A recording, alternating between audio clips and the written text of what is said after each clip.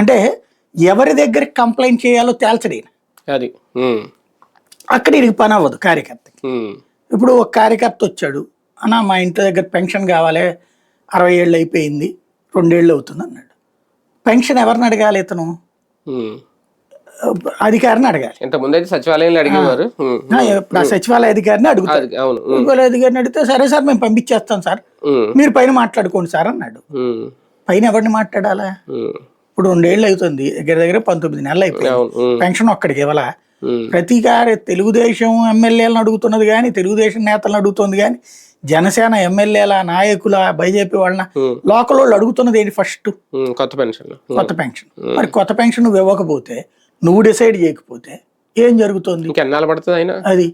అది ఏమి స్పష్టతనివ్వకుండా అంతే 6 నెలల ముందు చేసే వ్యవహారమే వీళ్ళు ఫ్రమ్ ద బిగినింగ్. ఇప్పుడైతే ఆ స్పౌస్ పెన్షన్ ఇస్తున్నారట. ఇదివరకు రాజశేఖర్ రెడ్డి అసెంబ్లీ సాక్షిగా అదే తిట్టేవాడు, అదే బాగా జనంలోకి వెళ్ళింది. జగన్ ఇంకా అది టచ్ చేయలేదు. ఏంటిది? ఎవరైనా చచ్చిపోయిన వాళ్ళ ప్లేస్ లో పెన్షన్ ఇచ్చేవాళ్ళు అప్పుడు కూడా. అప్పుడు దాన్ని బాగా ఎక్కిరించి రాజశేఖర్ రెడ్డి విపరీతంగా పెన్షన్లు ఇచ్చాడు. చంద్రబాబు నాయుడు పెన్షన్లు అప్పుడు అర్హులలో 40% మందికి ఇస్తాడు. రాజశేఖర రెడ్డి దాన్ని అనర్హులకు కూడా ఇచ్చాడు.